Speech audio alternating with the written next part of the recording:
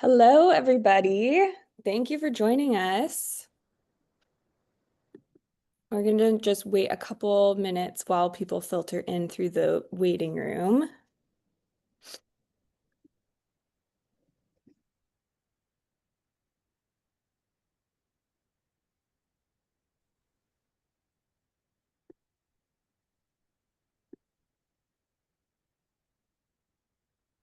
Hello, everybody.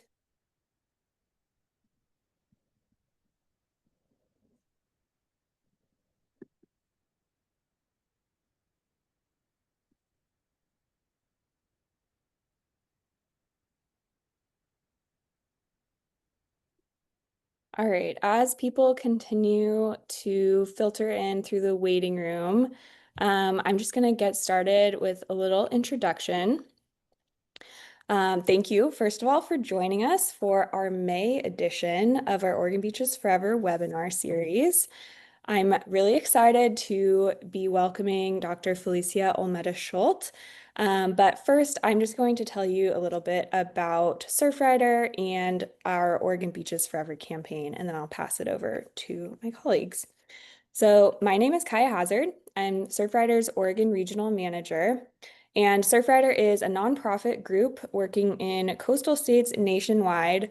And we work on many different initiatives to protect our ocean and coastline. So in Oregon, these range from monitoring water quality. We protect special places like marine reserves and rocky habitat.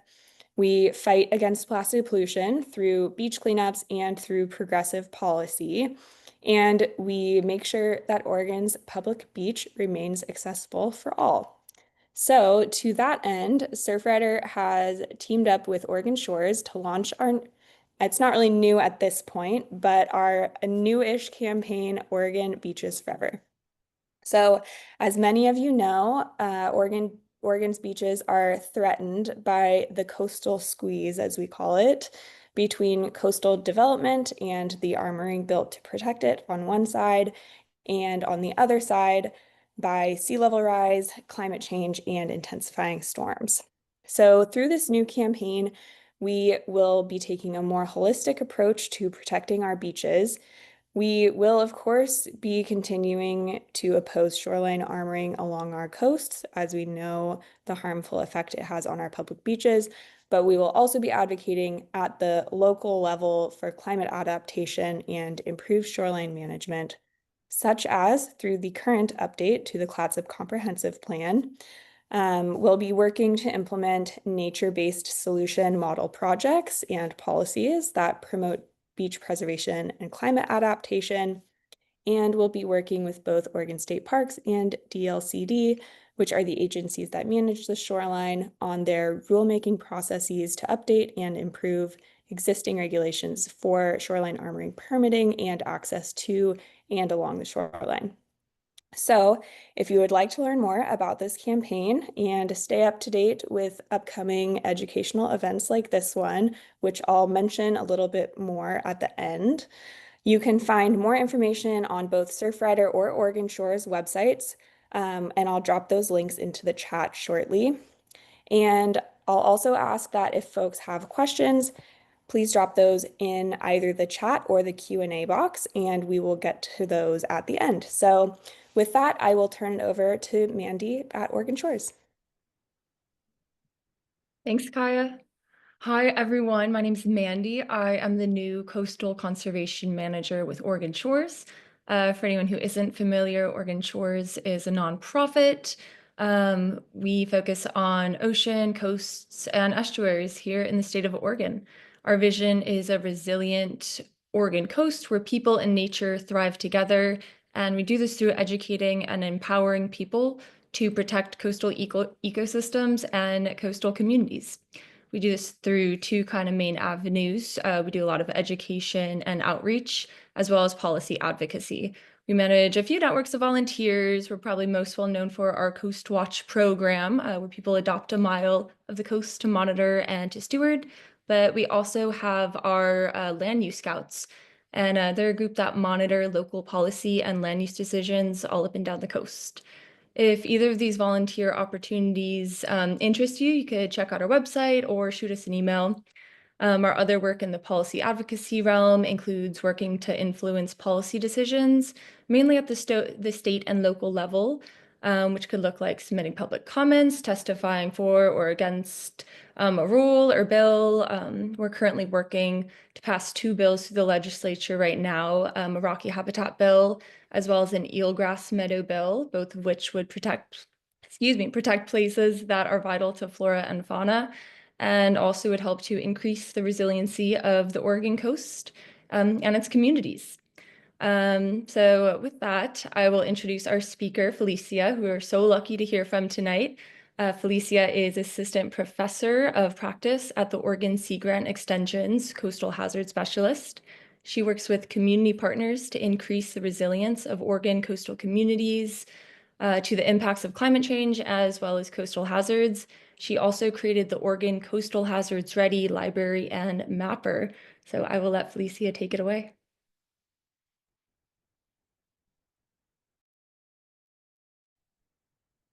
Hello, everyone. And first, thank you for attending this webinar. And thanks to the Oregon Shores Conservation Coalition and the Surfrider Foundation for inviting me. And before I start describing the Coastal Hazard Program, let's test your coastal hazards knowledge. So a short question for you, and you can type your answer in the chat. What current coastal hazards could be proxies of future sea level on the Oregon coast? Let's say when you think about year like 2050. And I'll give you a little time to just type any hazard you think might be a good proxy.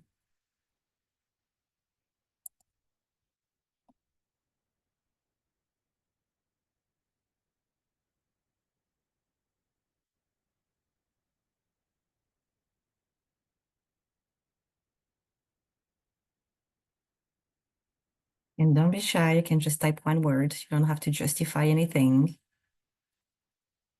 Okay, so we have king tides, erosion. Okay.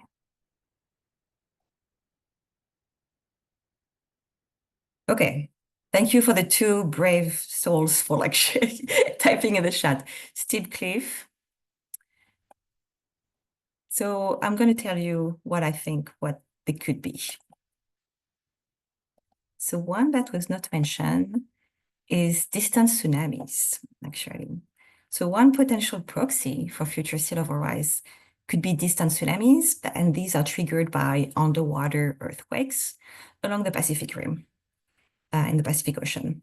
And for example, this photo shows flooding from a distant tsunami in Cannon Beach in 1964 after an underwater earthquake near Alaska. And just yet, you know, it takes about 4 hours for the first tsunami wave to arrive on the Oregon coast.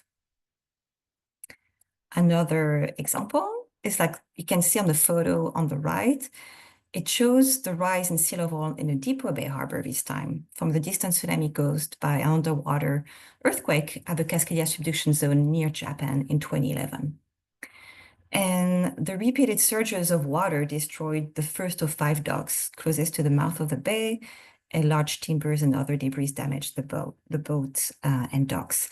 And you can see on a calm, normal day, the left photo is Depot Bay Harbor. On the right is during the tsunami, and you can see the sea level increased quite a bit and is covering the docks. And on the bottom left is like a photo of like a tsunami sign you can find in Depot Bay saying like survival instructions, run like hell.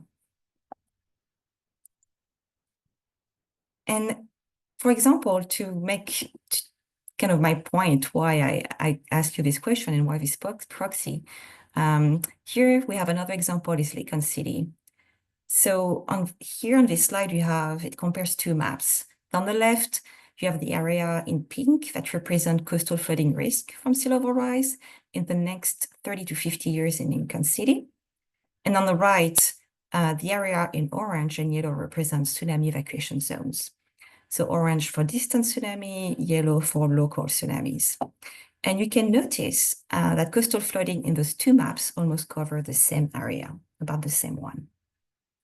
However, I want to make clear that flooding from sea level rise and flooding from distant tsunamis may vary along the coast and may not be comparable, as shown with this example of Lincoln City. But it's just to give you an idea, because often it's really hard to imagine what sea level rise may look like in the future. And another potential proxy for future sea level rise could be king tides, as it was mentioned in the chat. And these, we witness them every winter, usually between December and February. And I show you again a photo of Depot Bay, and that was in January 2020. I'm showing you photos mostly of Depot Bay because also I live in Depot Bay, so I can relate to that too. And here's another example of flooding from king tides, and that was in Lincoln City, December 14, 2024. As you can see, level being pretty high and completely covering the road. So I briefly talked to you about coastal flooding from sea level rise and tsunamis. And you already typed some in the chat, but can you please type in the chat also other natural geohazards happening on the Oregon coast that you are aware of? And I know someone mentioned erosion already, but any other coastal hazards?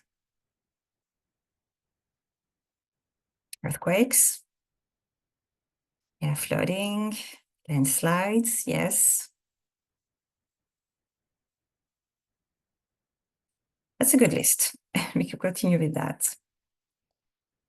So as it was also mentioned in the chat, was coastal erosion. And that is another chronic hazard on our coast. And here's the photo of a property on Lincoln Beach in the winter of 2021.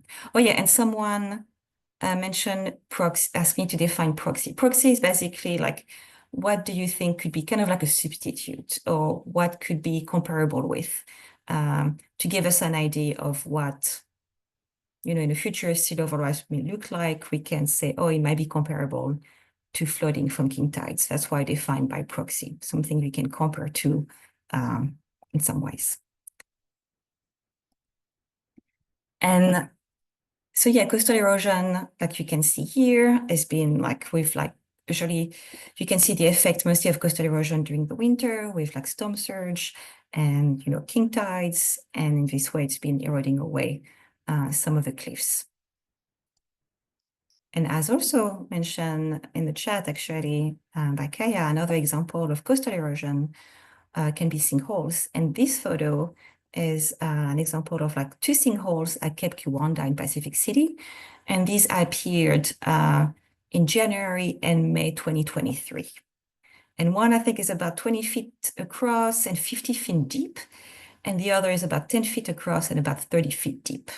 And the reason why Cape Kiwanda is also eroding is because it's like made of sandstone, and it's usually much weaker and prone to sudden changes compared with hardier rock like basalt.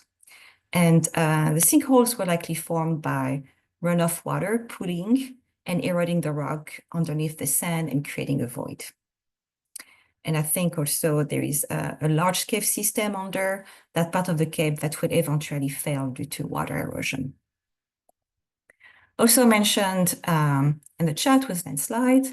So these are another coastal geohazard, and they're usually caused by heavy rains and resultant flooding. And here's the photo of Highway 229 north of Siletz on January 2023. And another example of landslide is this photo. This is an undercut portion of the Cape Arago Highway south of Sunset Bay State Park near Coos Bay. And that was just last January. So where do I fit in all this? In all those like fun, events like coastal hazards. So as the coastal hazard specialist with both Oregon Sea Grant and OSU Extension Service, I have permission to increase the resilience of Oregon coastal communities to the impacts of natural geohazards that I just mentioned. So I do so by basically enabling communication between multiple groups, some of them that, let's say, don't communicate as often or don't know each other, creating connections and partnerships also facilitating knowledge exchanges. For example, I can connect university researchers, let's say with nonprofits, with community-based organizations, state agencies. We basically to support the work we are doing and communicate also needs and resources and help with this exchange, as well as facilitating the creation and delivery of resources, and usually, doing so with partners. And that means working with a lot of different people. And because it's only one of me for the whole coast, it means working with a lot of different partners and trying to serve all our Oregonians. And as I just mentioned, I'm affiliated with both Oregon State University Extension Service and Oregon Sea Grant. And so I'm going to tell you a little more about those two organizations. So the Oregon State University Extension Service is part of OSU and is present in all Oregon state counties. So it's 45 offices all across Oregon. And this office has for mission to engage the people of Oregon with research-based knowledge and education to strengthen communities and economies, sustain natural resources, and promote healthy families and individuals. And it was the 1914 Smith-Lover Act that established a system of cooperative extension service at land-grant universities. And OSU is one of those. And you may be familiar with programs such as the Agriculture Natural Resource Program. They have, for example, the Master Gardener Program, Small Farms Program, 4-H. You may have kids or have kids who went to the 4-H program, or the Tree Schools, Citizen Fire Academy, and Sea Grant is one of those programs. And now, talking about presenting a little about National Sea Grant. So National Sea Grant program, college program, covers 34 programs within the National Oceanic and Atmospheric Administration, or NOAA. And Sea Grant is a federal university partnership which has for mission to better understand, conserve, and utilize America's coastal resources. And the way it works, it's you have for each of those 44 programs, the Sea Grant program there would be housed. It's with some universities. So OSU for Oregon, and for example, University of Washington for Washington Sea Grant. And Oregon Sea Grant is a cooperative program between NOAA and OSU, and it was designated in 1971. And it's based at OSU under the Division of Extension and Engagement. And people and programs are located at the university campus in Corvallis, at the Hatfield Marine Science Center in Newport, and also in OSU Extension offices in Oregon coastal counties. And our mission is to spark discovery, understanding, and collaboration to foster healthy, inclusive, and resilient coastal communities and ecosystems. And some examples of Oregon Sea Grant programs are related to commercial fisheries. And you may have heard of the seafood tours like Shop the Dock, or some are fishermen first aid trainings. For coastal tourism, we have a guide and tour operator program. There is also like a water resources program, recreational boating program, making sure that people are like keeping our harbor waters and rivers like clean, marine mammals program, and coastal hazards. And we have also invasive species and a lot more. And now I'm going to present some projects that my program is currently working on. And this list is not exhaustive. There is a lot of different kind of projects. Some are bigger than others. Some are like over a couple of years. Some are like really just going to be a presentation, let's say. So it's really all across the board and also with many different partners. And this program is addressing both like chronic and acute hazards for the whole coast. So an example of project was like one in partnership with the Cascadia Coastlines and People Hazard Research Hub. And it's an NSF-funded program and is housed at OSU. And this project also had for partners OSU staff, some community-based organizations such as Consejo Hispano, American Red Cross, Oregon Department of Geology and Mineral Industries, Dogami, and county and local emergency managers. And so all these partners, what we've been doing, the goal was to co-produce inclusive earthquake and tsunami preparedness communication materials and trainings with the Hispanic Latino coastal community. And what we did is that those trainings mainly consisted in hands-on activities, for example, how to pack a go bag, how to use a tsunami evacuation zone map. And these workshops were conducted in Lincoln-Clad sub-counties in 2023 and 2024. And we also co-created short videos on how to pack go bags and use a tsunami evacuation map with local residents as actors. And those videos, and I will share the link of our website at the end, but those videos are available on our website, and they have subtitles in both Spanish and English. Another project, again, focusing on tsunami and earthquake, is related to the tsunami evacuation maps. So between 2009 and 2012, Cascadia tsunami inundation areas were mapped for the entire Oregon coast by the Oregon Department of Geology and Mineral Industries, TOGAMI.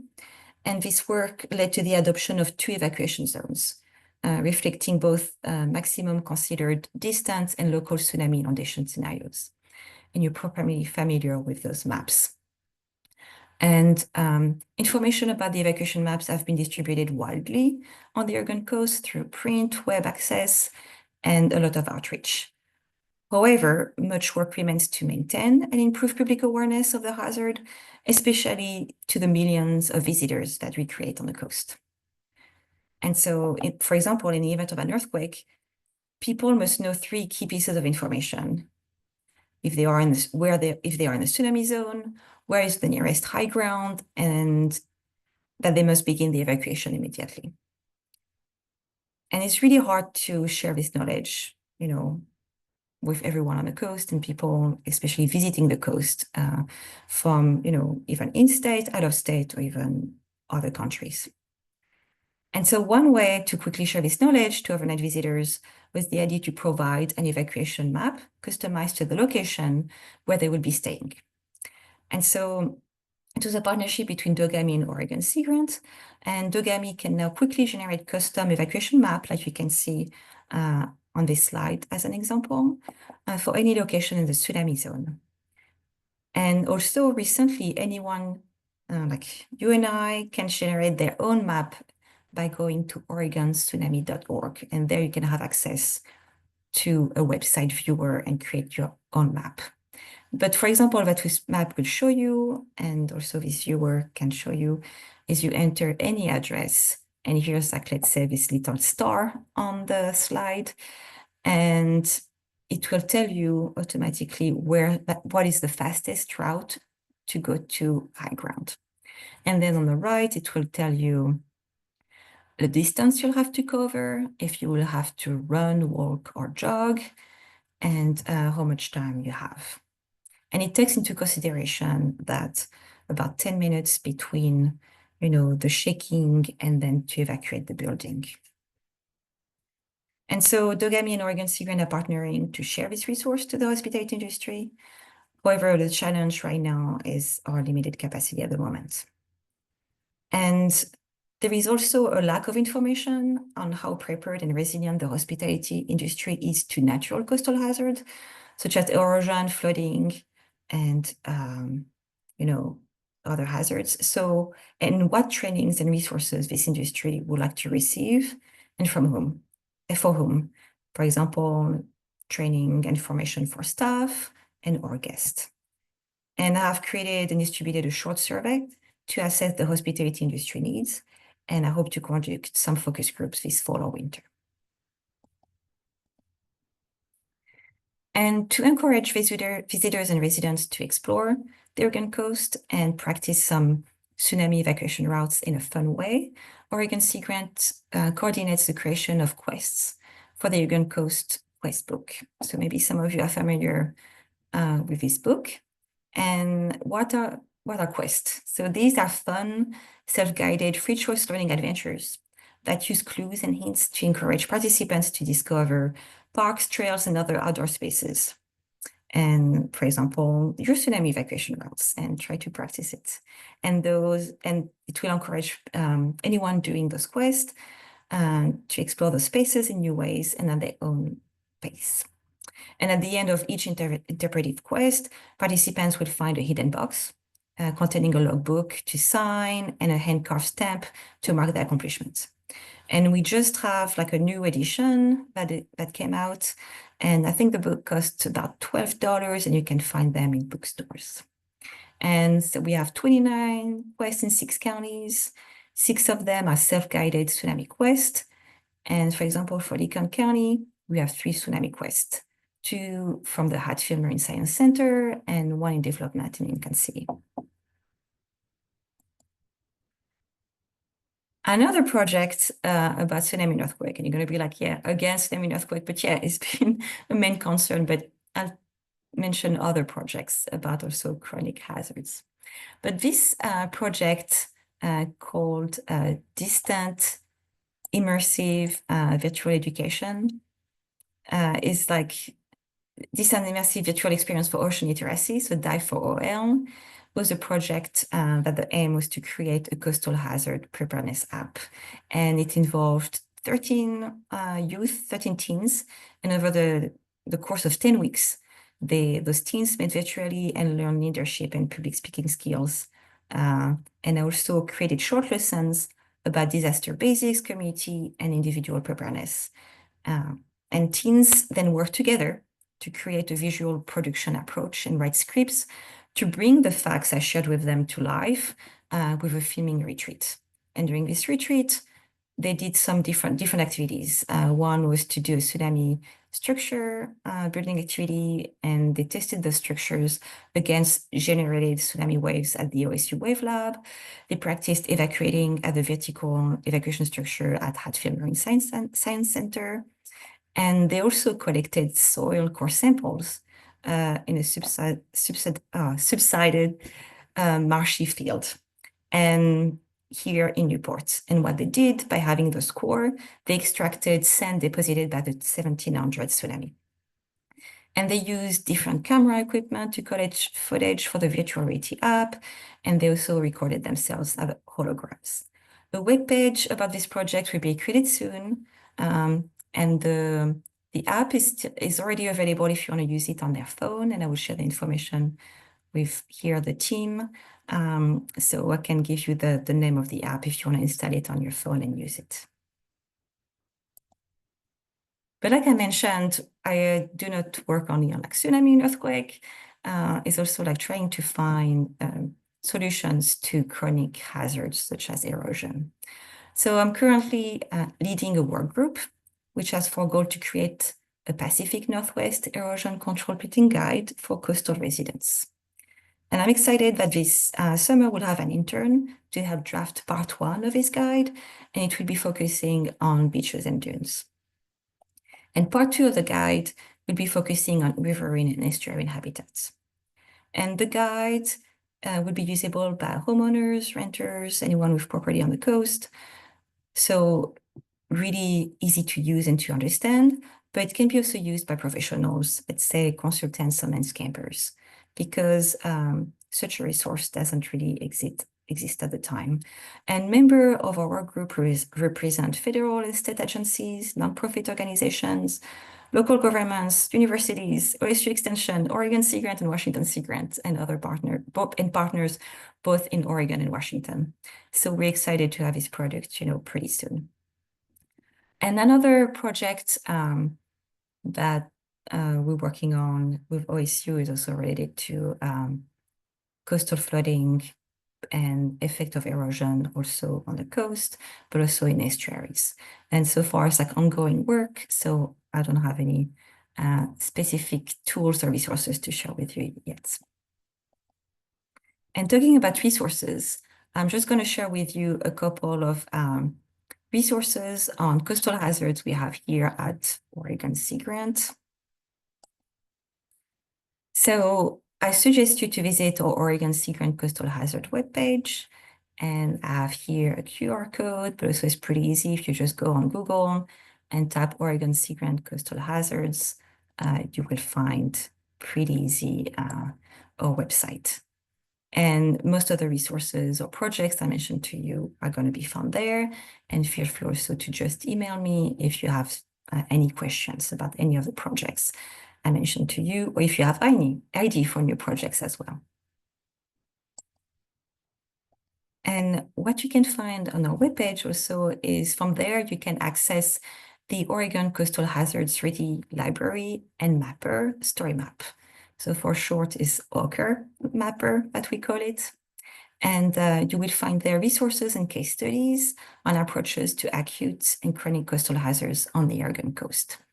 And you will see by looking at the slide, so it's basically a compilation of multiple story maps. So first you have a map of all the coastal hazard case studies, how different agencies or private properties or industry sectors have been dealing with those hazards. And we have a page on coastal erosion, another one on background on erosion control, and that was a story map of like actually a DLCD, so Department of Land Conservation and Development publication on erosion control. And also case studies about tsunamis, flooding and sea level rise, landslides, a coastal hazards photo gallery that I still need to add more photos there. You can also submit your own case study. And we have as well like any information about other resources that you may find useful available there as well. And I just did a couple of print screens to show you what the tool looks like if you didn't go there yet. But for example, if I click select coastal erosion, it will bring you to that page that just gonna tell you a little more about this hazard. And it will start first with like information about what this hazard is and what are the causes of this hazard. And then is when you discover some of the case studies by scrolling down. And you can explore any of those case studies, and you can see on the left you can click on the case study you want to explore and learn more about. And on the right is basically the location where those case studies are. And you can learn more about what are the partners, the funders, what the project is about, some of the lessons learned, and also links to a website and more information about the specific case study. Also, on going to the Contact and Stay Informed tab, you can subscribe to the OCR Mapper listserv. And it's like a listserv. I don't put too much there. What I use it mostly is like to share with the people who subscribed to that listserv, the Pacific Northwest Coastal Hazard newsletter. So this newsletter, I work on it with other groups, with the Washington State Department of Ecology, the Cascadia COPS Hub, and also Washington Sea Grant. And all of us work together and compile this list of this newsletter that basically is going to tell you upcoming webinars. So everything coastal related, coastal hazards related. So webinars, funding, workshops, publications, and jobs. And I encourage you to go there to subscribe, or you can also, again, just send me an email. And also another great resource is the Cascadia COPS Hub. I mentioned it earlier. So the long name for it is the Cascadia Coastlines and Peoples Hazards Research Hub. And on their website, you will find information on current coastal hazards research in the Pacific Northwest. And it's led by a couple of universities. And it's covering both chronic and acute hazards. And for example, if you go to the website, you can see the different, like under science, you can see the different teams involved. There are 5 teams, and I'm the coastal community lead for team 3, which researches communities' adaptive capacity to coastal hazards. One last resource that I would like to share with you, and that is pretty new, is called HazAdapt, and with which Oregon State University Extension Service just had a very new partnership, and where OSU would share resources about wildfires, earthquake, and tsunami preparedness. And it was just launched earlier this week. And this is an app that you can download on your phone to have access to emergency and disaster preparedness resources.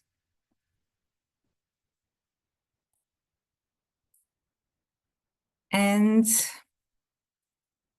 yeah, I know my presentation is about, I left plenty of time for questions and I didn't want to take too much of your evening, but yes, if you have any question about any of the projects I mentioned, feel free to reach out directly to me.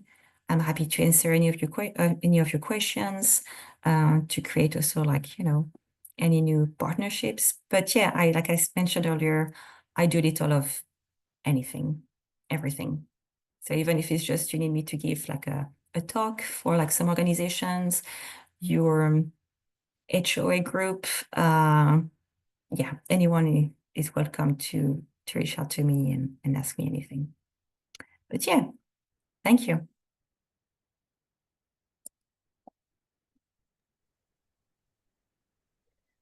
Awesome. Thank you so much, Felicia. If anybody has a question, feel free to put it in the chat. Mandy is monitoring the Q&A box in case you want to throw it in there.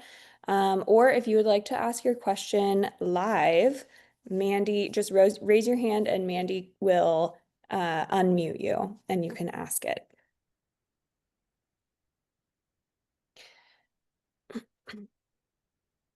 There was a question about the Quest books, and Mandy put a link in the chat there. I think it may have just gone to one person, but we can share that again. So more information on where to find those Tsunami Quest books. Yeah, and there is a link also on the website. You will find it will say like where you can purchase it. So Okay, here's a question. Can planting kelp help our erosion? And I assume this means planting kelp in the ocean. yes, that's my guess too.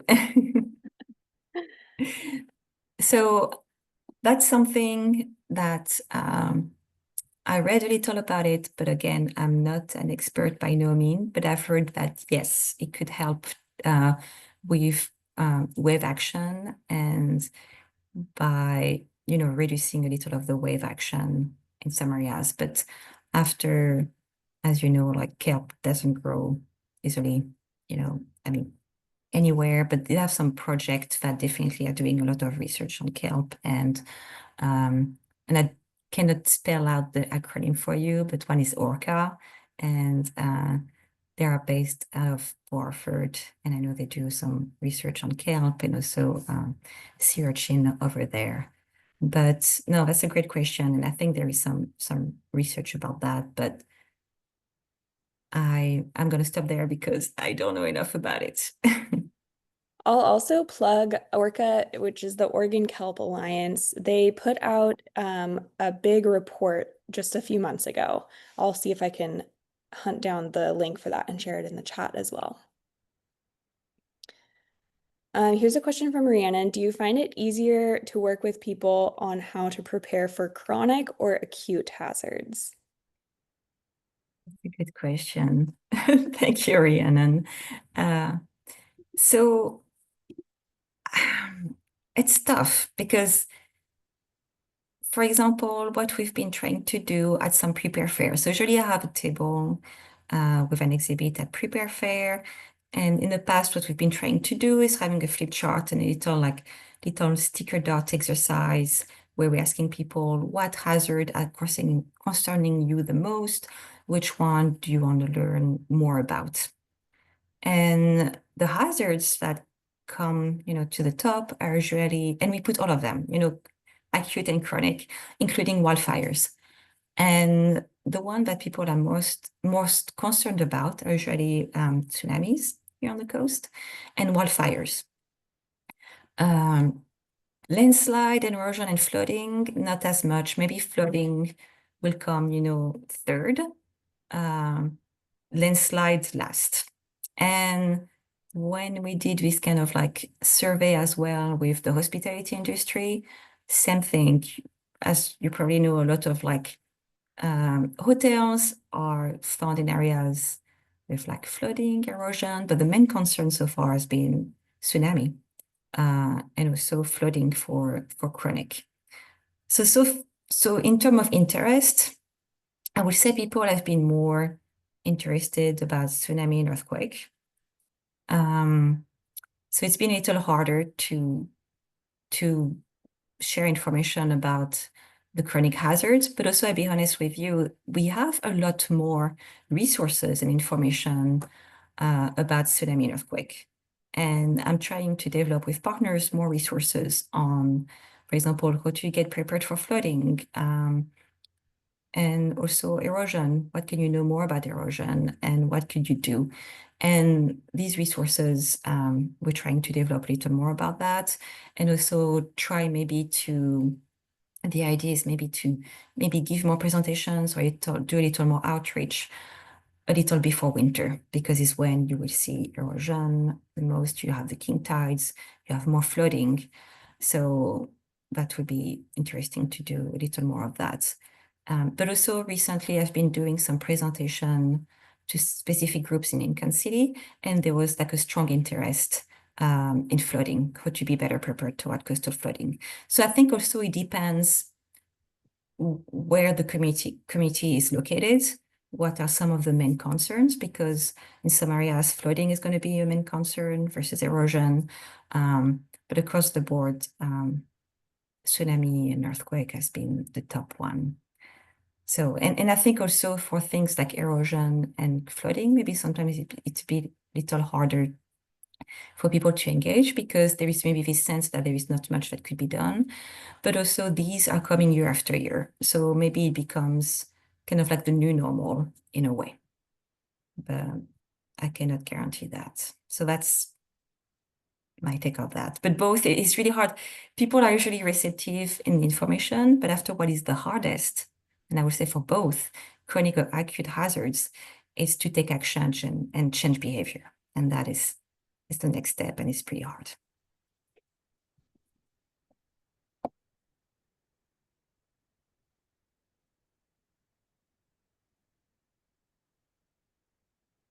Mandy, any questions in the chat box for us? Nope, no questions there, but I have a question myself, if that's all right. I would love to learn more about the Pacific Northwest Coastal Erosion Planting Guide. Is the goal of this to like advance research on nature-based alternatives to riprap, or what are some of the proposed outcomes of that project? So what we would like to do with this project is, and I've been having requests, the way it started is basically me trying to buy a home here on the coast. And I've been talking with like real estate agent, and she was the one asking me, saying like, oh, I have a property actually in an estuary and my property gets flooded, and what can I plant? And she said, I try to plant ferns, they don't stay. What can I do to help with erosion and flooding? And I was like, oh, I'm going to ask around. And around the same time, funny enough, I got some requests as well through Ask Extension. So it's like a service from Oregon State University Extension where you can ask any question, and after, based on your question, it's going to be delivered to one of the specialists at the extension. And I received a couple of questions from homeowners saying like, what can I plant on my property to help, reduce or control erosion? What can I do? Because I have some land and I want to make sure the land will stay. And I was like, oh, I'll ask again. So I've been asking around, and this resource doesn't really exist for like beaches and dunes. And after that's what, and also there've been some interest in doing it for like rivers and estuaries. But the goal is basically having a guide that will tell you what you could do, knowing that it probably won't solve all of your problems. It will be a complementary solution to hopefully maybe other actions that you could take, but at least for you to be better informed and see what you can plant in your property that could help over time. And so it should be a list of plants, mostly like native plants that you could have on your property, and it would be tips of like how can you plant it and where, with what other plants, what would be some of the benefits, what does it look like, and after also keeping in mind, for example, climate change and also how the environmental conditions may change over time, but definitely plants that can survive, let's say, like salt and ocean spray, different environmental conditions. But it's going to be really like kind of a guide, like a simple like gardening guide in a way. And in the future, maybe and also a list of like nurseries will be provided. The thing is that also not a lot of places sell native plants. So the goal is like hopefully if there is really an interest from, with this guide and in having more native plants, that also could help having those nurseries in like, oh, there may be some interest in that. So let's maybe have more plants available or having different, more partnerships being created to make sure that we have space to grow those plants, some greenhouses, for example, or different kind of land we can use those, plant those. And we have ideas of how maybe this can become some sort of a program. And for example, having some partnership with the Master Gardener program. That's an idea. But right now we're just trying to have this guide. It will be an OSU publication. So it will be available online. And after hopefully having some smaller version of it that we can distribute at events. Yeah.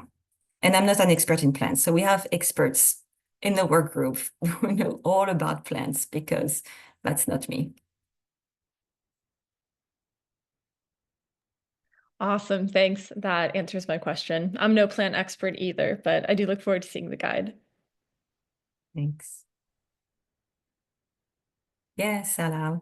So yeah, there is a long list and some are really common too. And it might be also good for people to learn more about what they may already have on their property as well and how they can make sure these can thrive.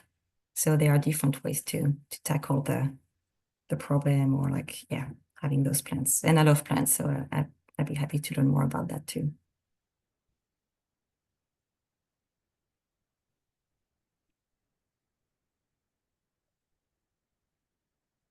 Great. Well, if anyone has a question, feel free. Oh, Kevin has a comment. Let's see. We also plan to use it from a regulatory perspective at OPRD. Currently, we can't encourage use of native plants if we don't have a resource to guide landowners / practitioners to. So it sounds like this resource is definitely needed. Exciting that it's in the works. Yeah, and Kevin also is in our group. So, so yeah, thank you, Kevin, for adding that.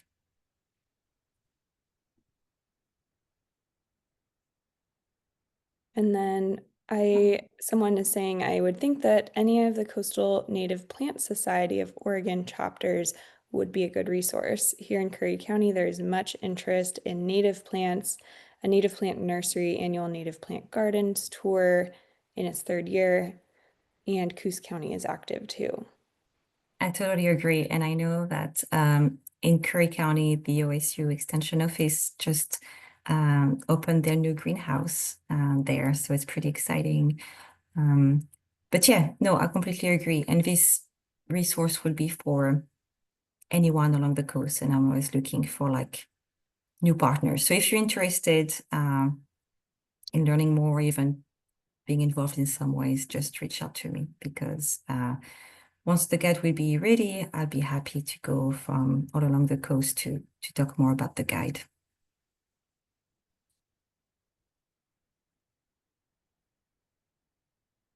Well, while we wait for any more questions to trickle in, I just want to give a reminder that the recording of this webinar will be posted on both the Surfrider Oregon and the Oregon Shores Conservation Coalition YouTube pages. So you can watch it again, you can share it with your friends. And I also wanted to plug a few other Oregon Beaches Forever events that we have coming up in the next few weeks. So next Thursday, we have an Oregon Beaches Forever campaign update event at Fort George Brewery in Astoria. That one starts at 6 o'clock. The following week, on June 4th, we have an event where we will be going over the design for a new nature-based solution to some ongoing erosion at Ecola Creek in Cannon Beach. That one will be at Tolavana Inn on Wednesday, June 4th at 6 o'clock. And then our next Oregon Beaches Forever webinar will be in June. It will be a little bit of a departure from our typical topics. So we don't have a date yet, but just give a little teaser there. Stay tuned. And then this summer, we're going to be moving away from doing webinars and we're going to be out in the field doing field trips. So we're looking at doing field trips in July, August, and September. Get away from our computers, get out onto the beach. So stay tuned for more information about those as well. But all of this information will be available on our websites.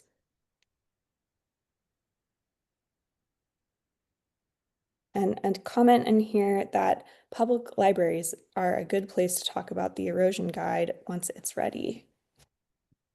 That's a great suggestion. Yeah, thank you. Yes, I'll do a public library tour at some point.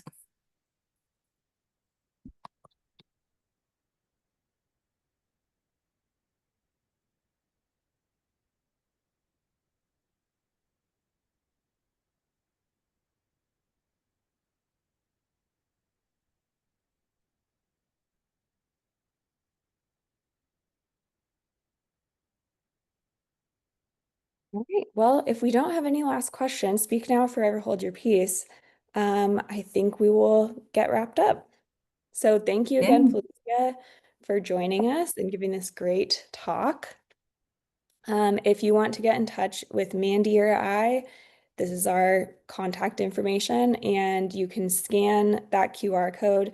It will take you to a page that has both of our websites. It has contact information, upcoming events, and all that good stuff.